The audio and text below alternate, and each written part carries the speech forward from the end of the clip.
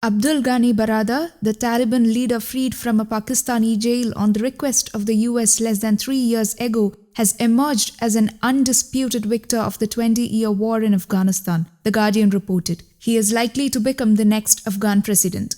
While Haibatullah Akhundzada is the Taliban's overall leader, Baradar is its political chief and its most public face. In a televised statement on the fall of Kabul on Sunday, he said the Taliban's real test was only just beginning and that they had to serve the nation. The story of his adult life is the story of the country's unceasing, pitiless conflict.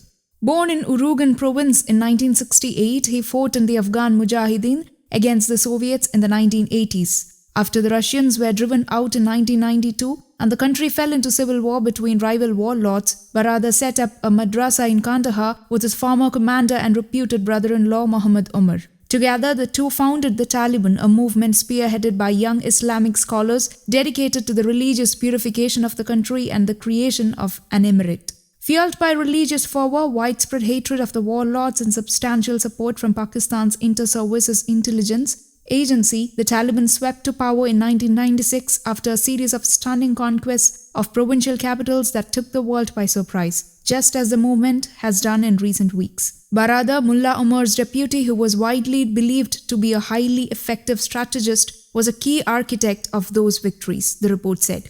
Baradar played a succession of military and administrative roles in the 5-year Taliban regime, and by the time it was ousted by the US and its Afghan allies, he was Deputy Minister of Defense. During the Taliban's 20-year exile, Baradar had the reputation of being a potent military leader and a subtle political operator. Western diplomats came to view him as on the wing of the Quetta Shura, the Taliban's regrouped leadership in exile that was most resistant to ISI control and most amenable to political contacts with Kabul.